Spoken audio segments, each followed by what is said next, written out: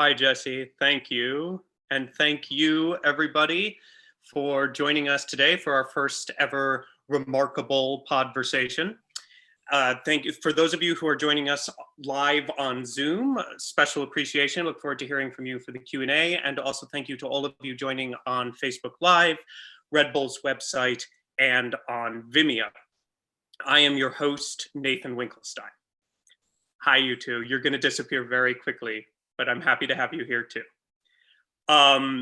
Tonight marks Red Bull's very first RemarkaBULL Podversation, and the goal of these programs is to provide insight into how some of the ablest minds in classical theater go about their work.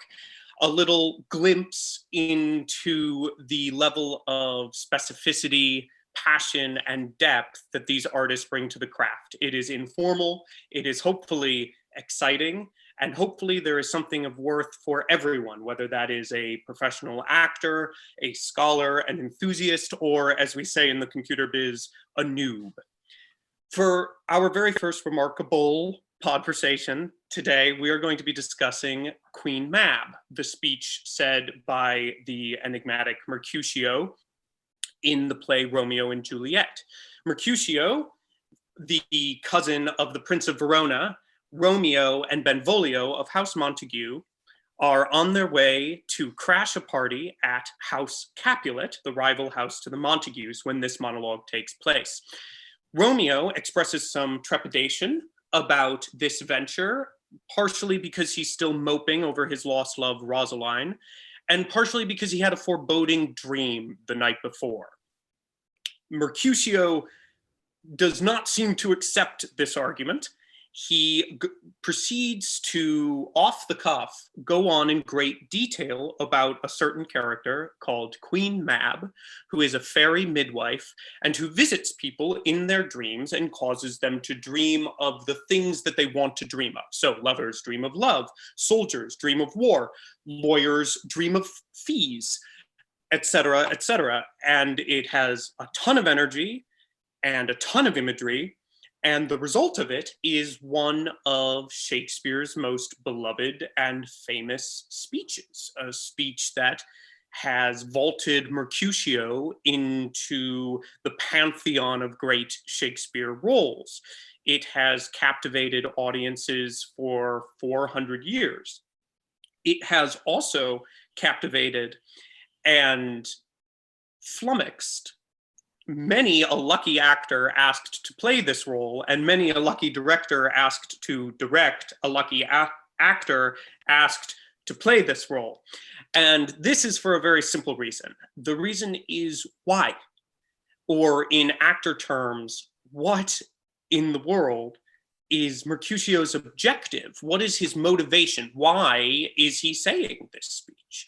And of course, this is essential to any acting, because without an objective or motivation, there is no reason to speak. The language may be lovely and the delivery may be great, but without stakes, without objective, it's just pretty poetry. So this is a question that has to be answered for anyone who attempts to play Mercutio. And we're going to discuss some of those answers tonight. And the person I'm going to discuss it with, my very first guest, I couldn't be happier to have. He is a star of television and Broadway, and most importantly, Red Bull Theater. He is one of the most intelligent and kindest people I have ever met, and that is Michael Urie. Hello, Michael. Hi, hello. Hi, Nathan. How are you doing, Michael? Where are you zooming in from today? I'm zooming from the island of Manhattan. I'm in Midtown in our apartment where I have been for over a month. But I'm happy to see you well and see all of these people well, and I hope healthy. I hope everyone's loved ones are well and healthy too. Yeah, thank you, Michael. And I hope the same to you and yours as well. I think that we should jump right into this monster that we asked you to come on and chat about. For those of you who are You may not know because it happened a little while ago, and looking at Michael, you'd have to assume it happened when he was about 12. In 2005, Michael played this role at the Folger, and it was in a production helmed by PJ Paparelli, and it was actually the production, I believe, Michael, that you did just before you did your first ever production with Red Bull Theater. It happened right after that, I think. Michael goes, I can't remember. Yeah, sure. Yeah, shortly after. Yeah. Yeah, absolutely. I was really lucky to be in that production because PJ, who is no longer with us, was a brilliant director, and it was a production. It starred Graham Hamilton and Nicole Lawrence as Romeo and Juliet, and Graham was a very good friend of mine from Juilliard, and PJ asked him who he wanted to play Mercutio, and that's kind of how I got the job, and that was one of my very first experiences in showbiz. Who you know, that old idea that show business isn't what you know but who you know. It's kind of true, because that role I probably wouldn't have gotten it if it hadn't been for my close friendship with Graham, and having that friendship became it's kind of it made us on stage feel like old friends, and it gave us the second-natured, second-hand camaraderie in rehearsal, and we had the best time. It was one of my absolute favorite experiences ever. I've always wanted to play the role. I had played Benvolio before. Of course, I dreamed of being a Romeo, but frankly, that part's boring. And Mercutio is the good one. And Juliet's an amazing part too. PJ, from the very beginning, was curious about my ideas about the role, and had so many ideas and information, so many answers for me.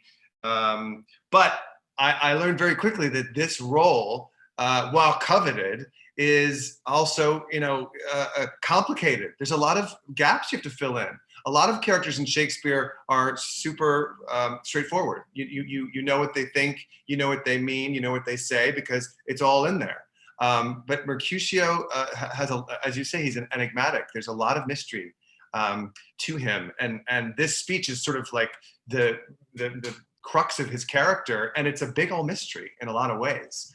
And so when you play Mercutio, you kind of have to take a lot of leaps of faith and hope that everyone comes along with you. And this speech was certainly that. It was we spent a lot of time on it in rehearsal.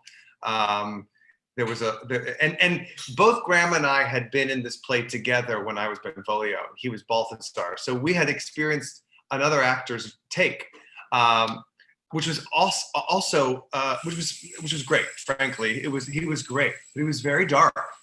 It was a very dark take on the role, and mine was PJ really encouraged us to play the show, all of us, as if it were a comedy until it wasn't. And the moment, basically, when it's not a comedy anymore is when Mercutio's wound turns out to be mortal. Because even when he's first wounded, I mean, they fight, and it gets heated, and it gets real, but you can play that it's all fun and games, and that Tybalt's a hothead, and that Mercutio gets his goat and he wounds him. And we definitely played that the wound was minor. And then Tybalt leaves, and there was a lot of silliness that happened after he left. There was a lot of goofing around, Mercutio still goes after Romeo, and then we played this very specific moment where I got aggressive and physical, and I think I grabbed a ladder and hung on something, and the idea was that the wound that wasn't so bad became much worse by whatever stupid thing I did. And I had this great blood pack, and I would rip it, and I wore a white shirt, and I just became suddenly covered in blood. And that moment, it became a tragedy. And I blame Romeo, and then he obviously flips out and kills Tybalt, as you all know. I hope If not, spoiler.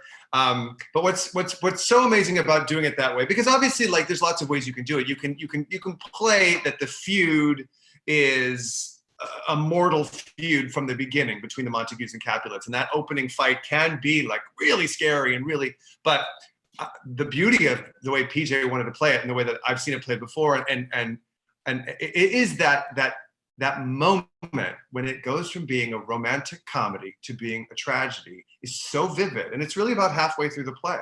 I mean, that's like where everyone takes intermission. And it was really thrilling for any audience, but especially, you know, as all great Shakespeare companies do, the Folger Theater had lots of student matinees. We would do this play at 10 a.m. for students. And there was one performance that I will never forget, where this crowd, these kids, thought it was the funniest, most delightful romantic play. And I swear they didn't know that Mercutio was going to die.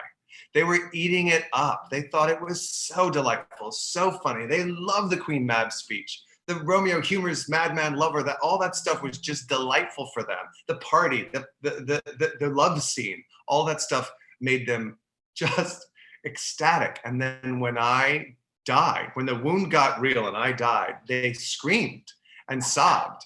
And I have to believe that's what it was like back then when they first did it, when people didn't know that Mercutio died.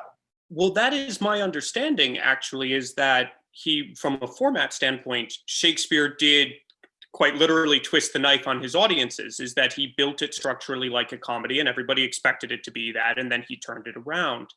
So in a lighter take, which I have to say I'm not entirely stunned you took, in a lighter take, when looking at Queen Mab, you so often see, both in the Zeffirelli and in the more recent one with Leonardo DiCaprio, yeah, both at least parts of the speech end up going very dark. And I think part of that is people trying to figure out what the heck this character is, why is he going on and on and on about this stuff? What is it that provokes it? And how did you handle it before? What do you think was the provocation for Mercutio to leap in to this? It's not a diatribe, but it's a something. Yeah. Well, Mercutio, I think everyone always usually plays that Mercutio's a little bit older, maybe a little bit wiser, maybe has a little bit more life experience than Romeo. And this guy, Romeo, was fully in love with a completely different person 10 minutes ago. Romeo is so quick to follow an impulse. And I think Mercutio knows that about him and has seen him do that before. And Romeo goes all the way. He goes all the way from swooning in love, floating up, following little hearts through the air, to falling on the ground, sobbing and crying in a heartbeat. And Mercutio has seen that before. And I think that no matter which way you play this, whether it's still trying to entertain his friends, or if it's a stark warning. And I think it's both.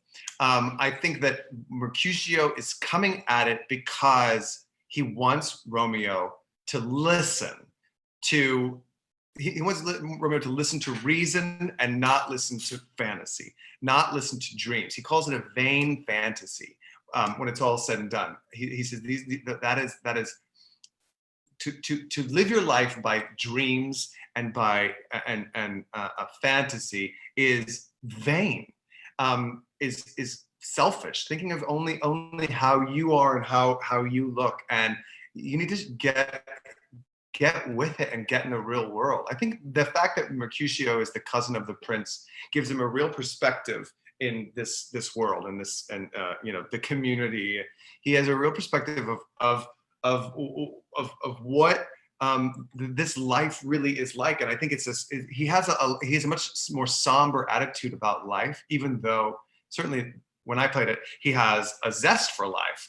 I think that comes from knowing how delicate life is and how easily something can go sour, which it does so quickly for him.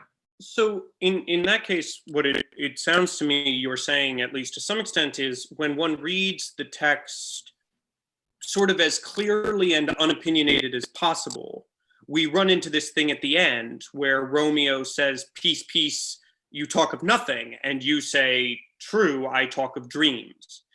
And I think that perhaps sometimes when playing the role, people shy away from that rather obvious motivation that's right there. Is he is actually Romeo gets it, right?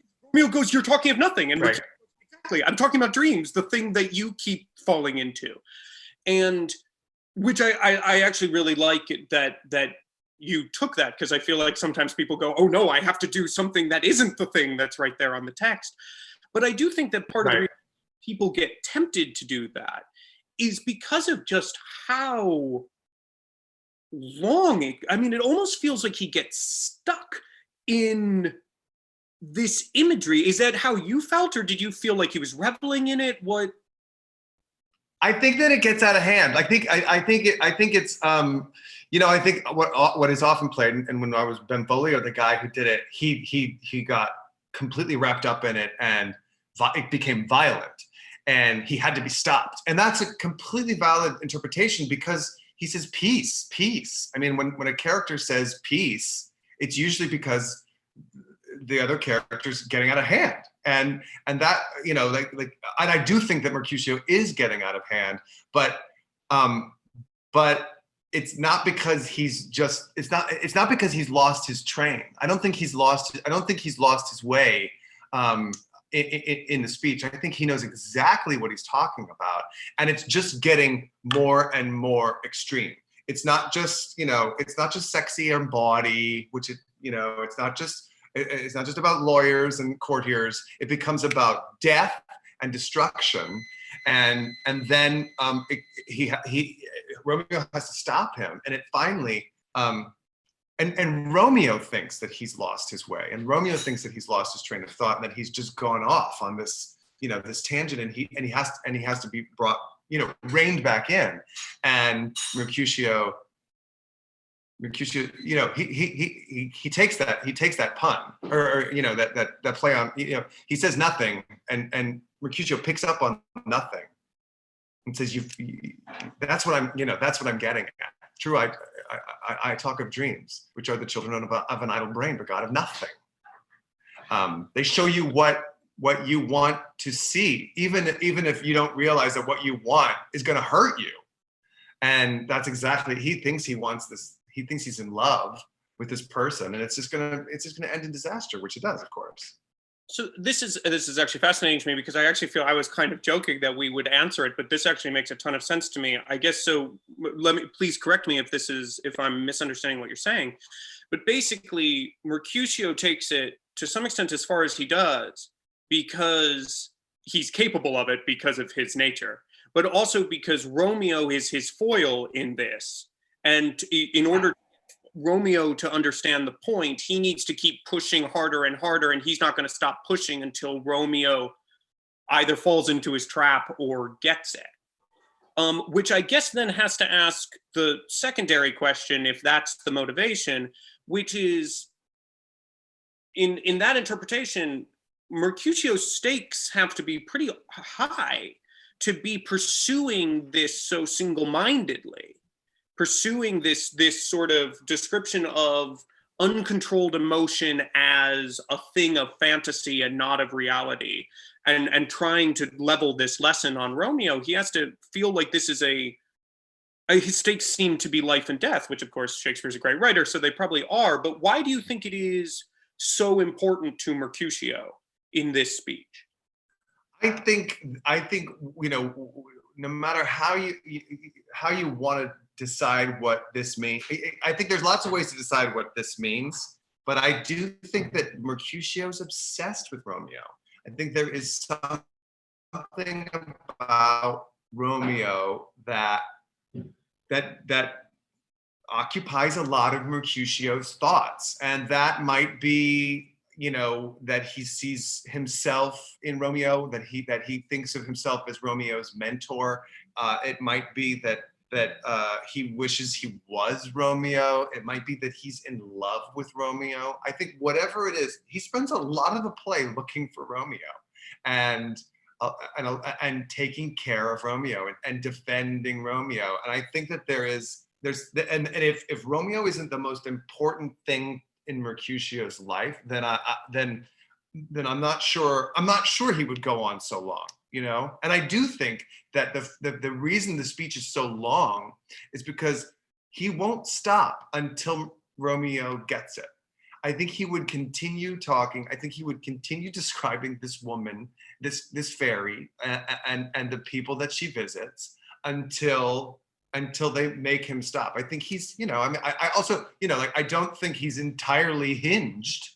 And I think that it's an absurd way to behave, and doesn't necessarily like fit into social norms. But I think that he goes on and on and on and on and on. I think Shakespeare has him going on and on. It's basically a list after a while. It's just like a list. And finally, Romeo stops him because either he gets violent or he gets out of hand, or because he just can't take it anymore. And it takes that for Mercutio to finally say, "Don't you get what I'm getting at? This is you. Do you think you have an idle brain, and this is vain." Do you think, no, I actually completely agree. I'm just getting excited. Do you think that then, obviously there's like, because it's such a massive speech, we can't do what we would normally do, which is go line by line and go, what the heck is a tithe pig, and go, et cetera, et cetera, et cetera, which it's a way you pay taxes, by the way, you give them a pig if you're reading the speech. But it also does seem like the language— You give it to the church. Yeah, it's the thing. Yeah, you give it to the church, and so the priest has it rubbed over his nose and then dreams of getting a new title. It's a very cynical look at the church. But it does seem like the language, it is a list, but it does seem to get hedonistic near the end when he talks about teaching women to bear and all of that stuff. And if there is this sort of unbridled passion for Romeo that is coming out through that, that seems to logically follow in the language of the speech. I guess I'm just confirming your interpretation, is it seems like that makes it really, it fits the arc of the speech very well. Yeah, I think so. I mean, I think that if Romeo did not stop Mercutio, he would just keep, it would get more and more hedonistic and personal and direct, because it starts as a, I think it starts as a little tale, and it is enjoyed by them. I think it's a little bit of okay, where's he going with this? Where's he gonna go with this now? These usually end up fun. But I do think that this night is unlike other nights, and I think that it is there's no reason to play that this has happened before. I think while Mercutio probably does spin tales, this one's different. There is something different about this one. I don't think he's ever been quite this direct with Romeo before, and I think I believe, if I'm thinking of it, if I didn't reread the whole play, but if I remember correctly, I think that Romeo later talks about the things that Mercutio has said, and is thinking about Mercutio later in the play, before, between now and Mercutio's death. Obviously, once Mercutio dies. But he's running away from them, and they're looking for him for the rest of the night, for the rest of this fated night. And then they're all thinking about what happened last night, the next morning. So I think that it is a special night. It has made a difference to all of them. So I guess, can I ask, as we continue to pull the string, maybe a final string pull, and then we'll open it up to questions, because of course we could continue. But it is, of course, it's important that this night be different from all other nights, also fitting given the recent Seder. But why is this night different? Is it something to do with the fact that Romeo is now no longer attached with Rosaline, and does it have something to do with that? Does it have something to do other than that? Or do you have any thoughts on it? I don't want to pin you down on a definitive one, but do you have any thoughts? Yeah, I think so. I mean, that's what.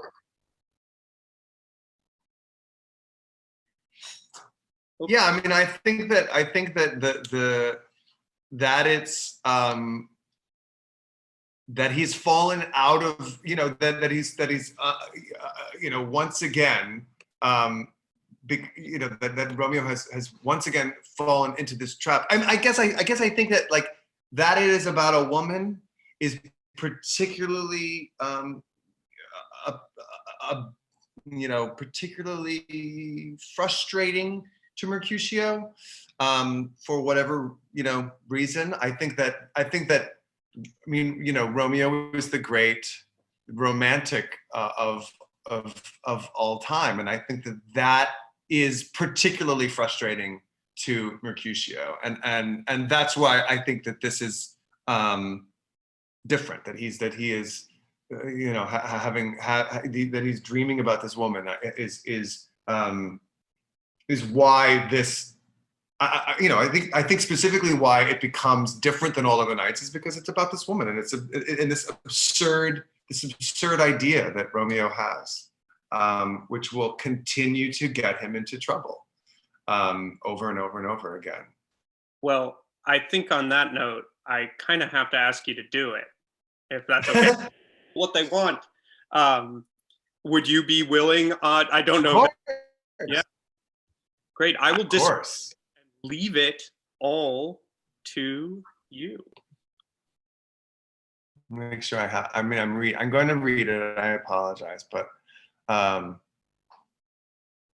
believe what's Mercutio? What is Romeo says right before? He says, "I will give it to you." Yeah, cue me up, Nathan.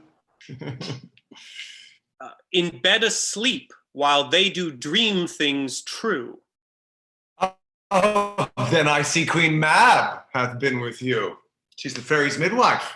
She comes in shape no bigger than an agate-stone on the forefinger of an alderman, drawn with a team of little atomies o'er men's noses as they lie asleep. Her wagon spokes made of long spinners' legs, the cover of the wings of grasshoppers, the trace of the smallest spider's web, the collars of the moonshine's watery beams, her whip, whoosh, of cricket's bone, the lash of film, her wagoner, a small gray-coated gnat, not so big as a round little worm, pricked from the lazy finger of a maid.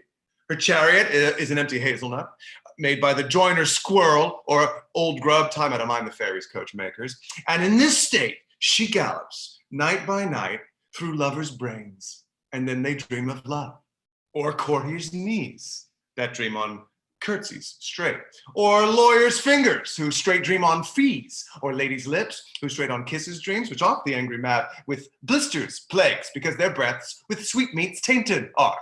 Sometimes she gallops o'er a courtier's nose, and then dreams he of smelling out a suit. Sometimes comes she with a tight pig's tail, tickling a parson's nose as he lies asleep. Then dreams he of another benefice. Sometimes she driveth o'er a soldier's neck, and then dreams he of cutting foreign throats, of breeches, ambuscados, Spanish blades, of healths 5 fathoms deep, and then anon drums in his ear, which he starts and wakes, and being thus frighted, swears a prayer or two, and sleeps again. This is the very Mab that plats the manes of horses in the night, and bakes elf locks in foul, sluttish hairs, which once untangled, much misfortune bodes. This is the hag, when maids lie on their backs, that presses them and learns them first to bear, making them women of good carriage. This is she. Peace, peace, Mercutio. I didn't unmute. Peace, peace, Mercutio. Thou talkst of nothing. True, I talk of dreams, which are the children of an idle brain, begot of nothing but vain fantasy, which is as thin of substance as the air, and more inconstant than the wind, who woos even now the frozen bosom of the north, and being thus angered, puffs away from thence, turning his face to the dew-dropping south. Yay. Thank you, Michael. That was You know what's so interesting that I never know, that I just learned, that I never really thought about before, is, you know, Mercutio, his is a family of soldiers. You know, that like his is the family of the law. So like, so he's talking about PTSD at the end. When they wake up, you know, he dreams of cutting foreign throats, of breaches, ambuscados, Spanish blades, of health's fight at 5 and deep. I mean, that's when it gets really, you know, I mean, obviously that's, you know, here I am learning about something that I've been working on for 20 years. But that, you know, that's something that I never really put together, I think. Maybe because our version wasn't very military or militaristic, but that is there, you know, like the prince, Mercutio and Tybalt are the princes, I'm sorry, Mercutio and Paris are the prince's countrymen, and the prince is the law. And so whether or not Mercutio is really in that world, that is his family. His family, they are fighters. And so he would have I think he would have a pretty good understanding of war and battle and PTSD and anyway. It might in fact be an argument for why he does not like uncontrolled emotional reactions, is that if the ones that he is familiar with are this negative, quite traumatic kind of PTSD. That's fascinating. But that's a whole nother podversation. We should probably open it up to questions now. But first, I think, Michael, that you have earned a drink of something a little stronger than that. Can I pour you a glass of wine? Would you? Or, well, thank you so much. I would be delighted. Thank you. Oh, that looks good. Here you go. Okay. There. Do you have it? Oh, yeah. Thank you so much. Oh, you're welcome. Wow. Oh, that's weird. I poured myself one before. It must have changed in travel. Here, congratulations, Michael. Cheers. Thank you. Cheers. So let me just give the sitch, give the tech of how this is going to work for all of our live participants. For those of you on the Zoom call with us, we are going to be starting the Q&A now. A quick reminder that if you'd like to ask a question and be on camera and mic, please raise your hand using the button found under participants at the bottom of your screen. A little blue hand will raise and it'll tell me that you're going. If you don't want to be on mic or video, just type it right into the chat box. And look at this, we already have a couple of raised hands. A couple of people were quick off the block. So let me look at who we've got. We have, oh, okay, Musa, I'm going to be asking you to start your video now, which will turn you on. And I will also unmute you. Hello? I think nope, I didn't succeed in unmuting you. Give me just a second. This is DIY Talkback. There we go. Hi, Musa, how are you? Hi, thank you so much, Michael. That was so wonderful. This is kind of like a technical question. You know, so that speech is such a long list and it's so long and it's kind of like a limit and the, you know, and we saw everything, like that was so specific and clear. And it seems like that speech is really like kind of a limit case of having a lot of specificity and also like pacing it, which often for me are hard things to do at the same time. So I'm wondering if you could just describe like what exactly you did to get that. Oh, interesting. Good question. I think, you know, if I remember, you know, obviously like it was sort of all coming back. I mean, I've been looking at it a little bit today, trying to remember what I did. And, but I remember what sort of got me into it at the top of the speech was being quite literal about, I mean, obviously, like, I think that the speech is about, you know, he means it to be about a literal fairy. And that this fairy actually does ride around in a coach made out of a chestnut that was made by a squirrel or a grub. And so trying to make it seem as literal as possible. I mean, I remember there was something that I did at the very beginning. I think it's on the line. Just the text real quick. Yeah. On the forefinger of an alderman, and I would go like that. I would sort of like. She comes in shape no bigger than an agate stone on the forefinger of an alderman, and I sort of like held it out to Benvolio, like to look at, and I would hold my hand out like this, and he would high five me, just to be stupid. Matt Schneck, who played the role, and I would go as if he squished her, and there was something like obviously stupid, and that's such a like bit. But like immediately, like I think everybody was like, "Oh, it's a thing. It's a real thing." Like he's talking about an actual little lady with an actual thing, and so everything could. So without having to like be, you know, super indicative of every you know of the whip and the I could sort of like. Everybody was like on board. Oh, he's describing a tiny little thing. And so it was easier to hear, even though obviously the audience isn't going to pick up all these crazy things.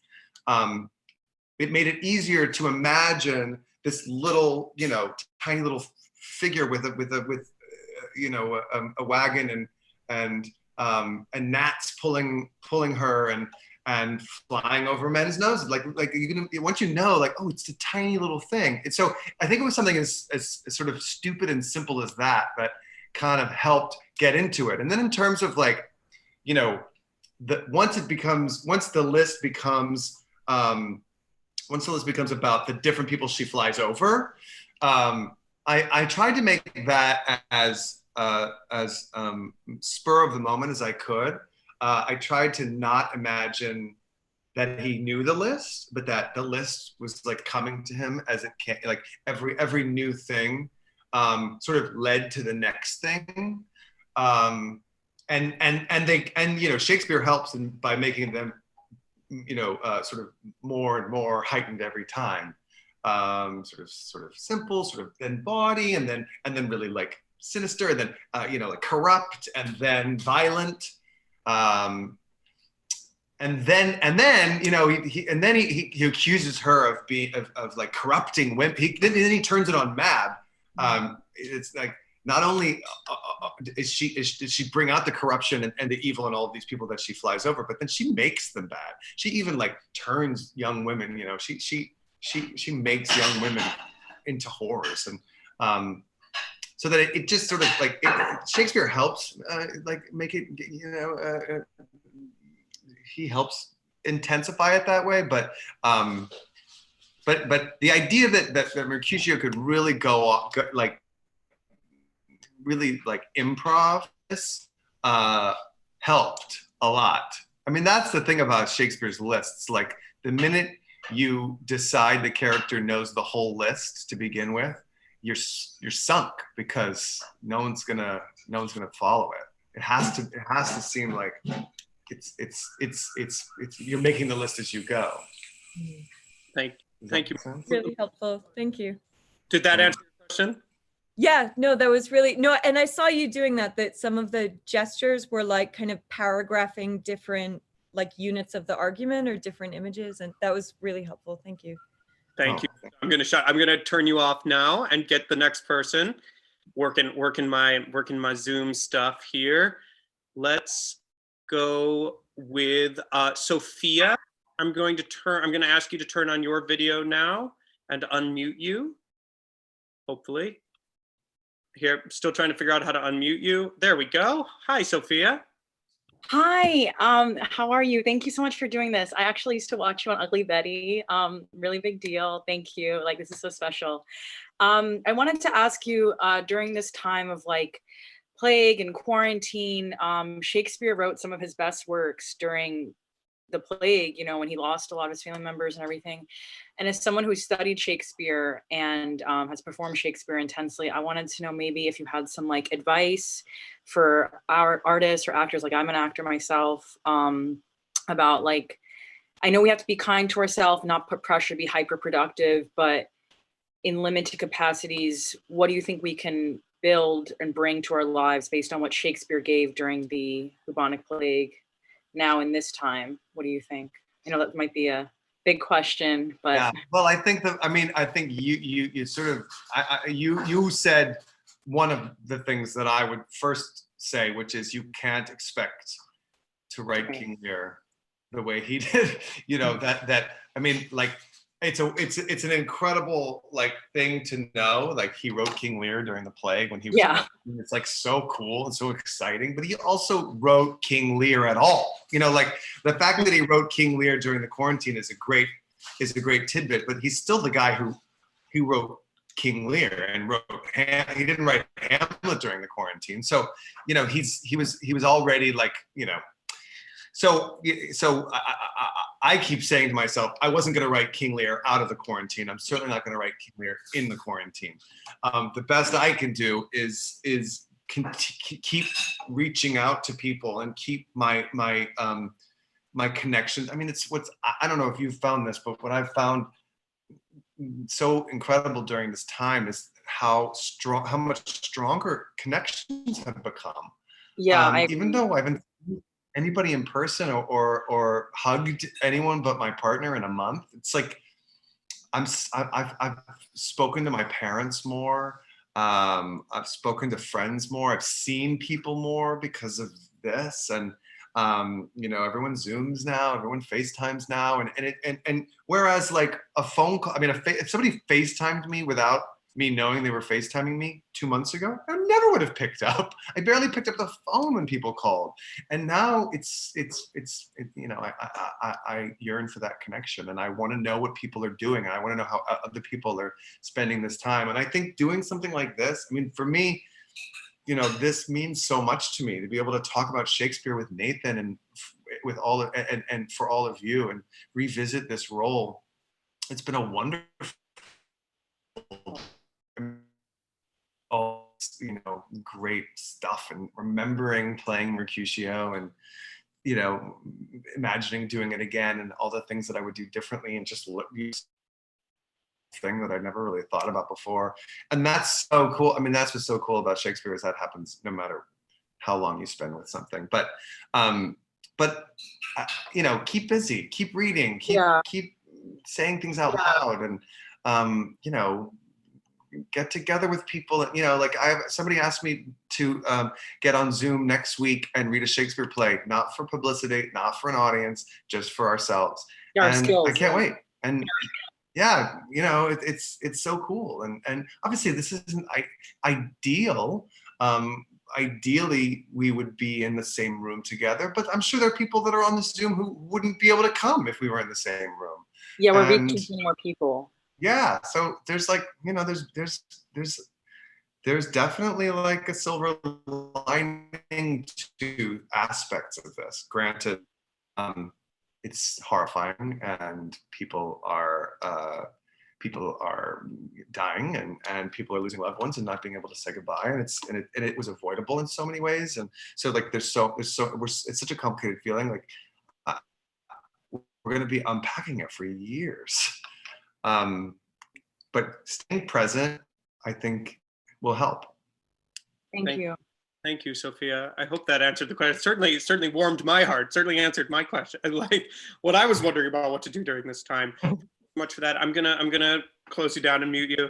It feels so harsh, but it is what it is. I'm gonna ask a couple of the ones that have come up just from the chat. Oh boy. This is an interesting one.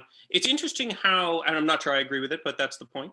It's interesting how anti-female some of the lines of Queen Mab, some of the lines are. Queen Mab gives the noble ladies blisters because they're tainted, and teaches the maids to bear, which is a very functional rather than passionate way of thinking about female bodies. Do you think Mercutio almost has to be gay, or at least disinterested in women? Well, I don't think he's very interested in women. I don't know that, or I think that he is disgusted by Romeo's obsession with them, and I think that whether or not Mercutio is gay or just fed up with Romeo's you know, lust, or lovesick puppy nature. I do think that that is intentional, that he goes after them so in such a vulgar way. I think that that's super pointed and super chauvinist of him. And I think that is at the heart of why he has such a problem with Romeo right now, is that it's this letting women blind him is Mercutio's big beef with Romeo. Great, thank you. That was I should have said before, that was a question from Allison Banco. Thank you, Allison. Thanks, Allison. And then I'll give one more from this and then go back to the hand raises. This is from, pardon my last name pronunciation. This is from Kelsey Puttridge, I believe. Does your prep differ when you're hired for a modern play versus a Shakespeare play? And does it differ when you're hired for a play versus a TV show? Yes, I would say for sure. I mean, when you're doing a Shakespeare play, you got to look up a lot more words than when you're doing, or I do. Nathan probably doesn't. No, already... Yeah. I mean, I had to look up words today. When I was looking at, I was like, what was that word? I don't remember what that is. Or is that, because also in Shakespeare, so many times the words mean different things from different plays, so I was like, oh, that word I definitely know from such and such play, but is it different in this play? I don't remember. And I mean, I remember, sometimes you do a Shakespeare play and by the third week of performances, you can't remember what something means and you have to look it up again, or at least I do. So I'd say there's a lot more prep. I will say, like, when you're learning it, Shakespeare is usually easier to learn than most modern plays. Because at least like a brand new play, like a world premiere, it's often, a play doesn't really like, so like keep working on it all through reviews. And so you're gonna throw words that so you don't understand words you get. So Michael, you're glitching right now. You glitched there. Sorry.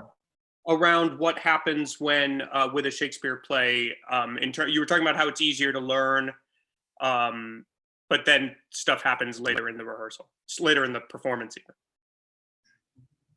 We can also leave it. Yeah. So in a yeah. Basically, like a new play that's great isn't finished until it's been rehearsed. Like a play that hasn't been rehearsed and performed isn't really finished, and so you'll often get text that you don't understand yet, and that's a lot harder to remember. But Shakespeare is so like perfect, in so many ways, and there's when you're learning it, there's no better way to say what he said. So a lot of the times it really does feel it's easier. I find it easier to remember because it's the best way to say something. And TV is so much about short-term, memory. Like when you're doing TV, you're really just like, like you get it, you look at it, you go and you do like a page or two at a time. And in most television. So so it's more of a but I will say doing TV doesn't really help Shakespeare. And doing new plays doesn't really help Shakespeare, but doing Shakespeare helps doing new plays, and doing Shakespeare helps doing TV, for sure. You nailed that closing line there, Michael. That was a 10 out of 10 landing for a Shakespeare nerd like you. Love it. We have time, I think, for questions. Very sorry in advance for the people I don't get to. I'm sort of eeny, meeny, miny, mowing them at this point. The next person up is going to be Noah Millman. Noah, I'm going to ask you to start your video right now, which you should get. And hopefully there we are. And I'm going to unmute you. Hi, we should hear you now. Hi there. Hey, Michael. Hey, oh, hey, how are you? I'm okay. So I really liked what you were saying about that. Mercutio's intention in the speech is to get something out of Romeo, to get through to Romeo. which wasn't something I think I'd exactly gotten before. And I was curious, in performance, how did you play off Romeo? And what were you looking for from him? And what was he doing that wasn't giving you what you were looking for? Like if you're continuing to go on and on because you sense that he's not getting it yet, like what's going on in terms of your interaction with him, since you're obviously performing for the whole group of guys? Yeah, well, you know, so much of the scene leading up to that is about trying to get Romeo to focus and to be in the moment and to stop thinking about you know, these women and then once the speech begins, specifically, like that's what's, you know, sort of going back to the question about the list, re-upping every bullet point on the list and re-engaging him in every new idea within the list and every new piece of the description of Queen Mab, and then every new description of where she goes and who she flies over. You know, like I think if I remember correctly, you know, like we built in moments where Romeo would try to walk away and I would get in front of him, or he would like, you know, sigh or laugh, and I would re-engage in him. And all of that stuff, you know, it became conflict because, yeah, you know, like in a list monologue, which, you know, Shakespeare has a lot of these monologues that are lists, none quite so wild as this one, but they often feel very inactive, and the way to activate them is to make sure the conflict, whatever conflict is going on, is still in there and is still part of it. And so, you know, getting through to him, convincing Romeo, changing Romeo was always the point, whether it was physically or verbally or, you know, being funny, you know, getting to him through humor or getting to him through aggression. It was you know, constant. I'm gonna jump in as the Shakespeare teacher nerd here to take that opportunity just to point out that it's fascinating that we're talking about one of the most famous monologues from one of the craziest characters. And the thing that unlocks it is not about what is going on with the person, it is about what the person is doing to someone else. Is that it is always and forever about that, whether that person is the audience but certainly when it's not a soliloquy, it is always and forever about that. And it's cool that came up in such a generic way. Thank you, Noah. I will now turn your video off. And we're gonna do one more. Oh gosh, more people raise their hands. Okay. Okay. Do a couple more. We could do, I mean, unless you have to go, Nathan. No, we can do a couple more. We can I'll take one more hand raise and one more question out of the chat. And we'll be able to keep it there. So let's go with Chris Earl. I'm going to ask you to start your video and I'm going to unmute you. Nope, I unmuted someone else. Well, there we go. I'm going to unmute you now, Chris. I apologize. There you go. You should be good. Okay, there we're good. Okay, quick question is just, do you think that that Mercutio is successful based on the next speech by Romeo, where Romeo clearly has got the creeps one way or another, right? My mind misgives some consequence yet hanging in the stars. Yeah, I think he is. I think he does. I think he is to an extent successful. I don't know that Romeo is quite so. I think Romeo is still so obsessed with his own heart that he isn't able to fully, you know, understand or fully appreciate Mercutio's advice or warning. But I do think that I think it stays with him, and I think that sort of I think that foreboding is with Romeo from this point forward, and maybe even, like, you know, prepares him for what happens next, and for this like incredible night he's gonna have. Maybe it's even, you know, prepares him to because he forgets about Rosalind in 2 seconds. You know, he moves, and that's in a lot of ways the old Romeo, and in a lot of ways probably he falls out of love with one woman and falls in love with the right woman, even though it's obviously, star-crossed. Thank you, Chris. We'll do a final. We will do a final question from the chat. This is from. This is a good. Actually, this is a very good punctuation one. This is from Lewis Blockman, and the question is, "What is your dream Shakespeare role?" And you're not allowed to say Hamlet.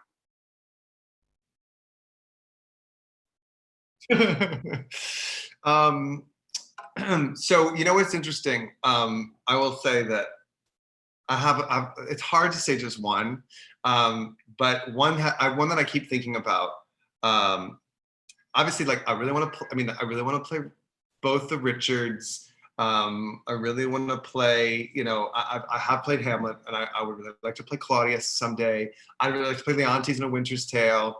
But when I did Mercutio the first time around, it was in Washington, D.C., and I ended up getting to hang out with some of the old Shakespeare theater guys, because I did a reading for Michael Kahn while we were down there, and it was really cool because all those guys, Floyd King and Ted Van Griethuysen and David Sabin, like I saw them all at this reading, and they were all like legends to me, and they all wanted to talk about Mercutio.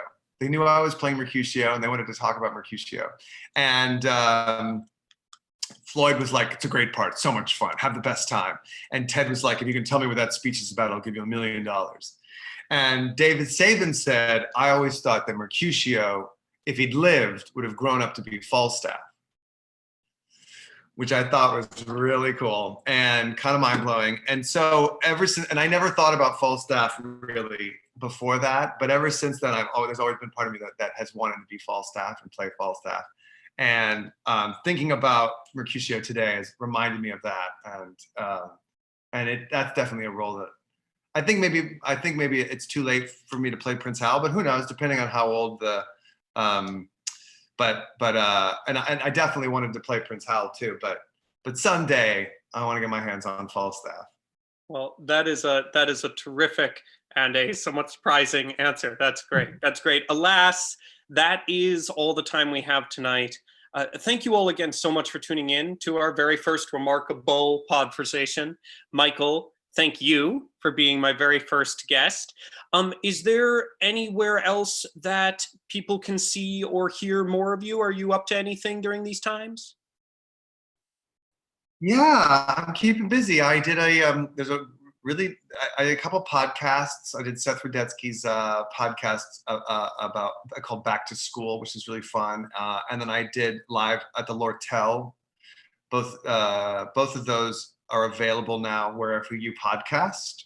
And on Sunday, on Broadway.com, as a benefit for Broadway Cares Equity Fights AIDS, I'm going to be performing right here in my living room, Buyer and Seller, the comedy by John Tollins that I did off Broadway and on tour and all over the place.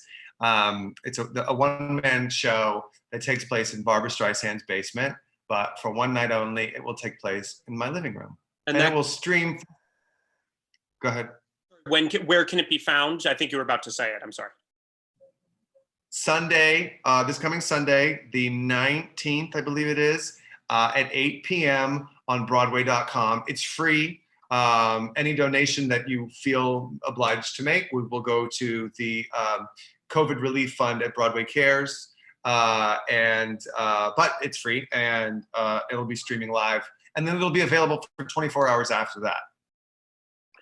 Thank you. That's awesome. Well, please, everybody, please do check out. It's a wonderful, wonderful show. Buyer and Seller, and Michael, of course, is a wonderful, wonderful performer who made it famous.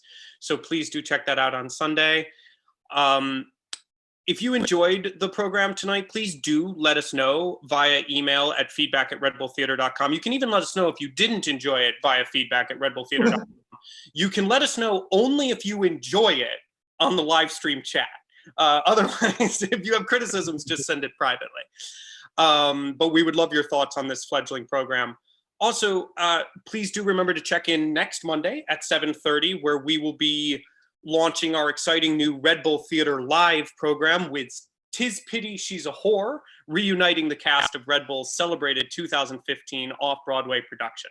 Once more, thank you all. This has been Red Bull Theater's RemarkaBULL Podversations. Stay safe, stay home, stay curious. We end fittingly with Juliet. Good night, good night. Parting is such sweet sorrow that I shall say good night till it be morrow.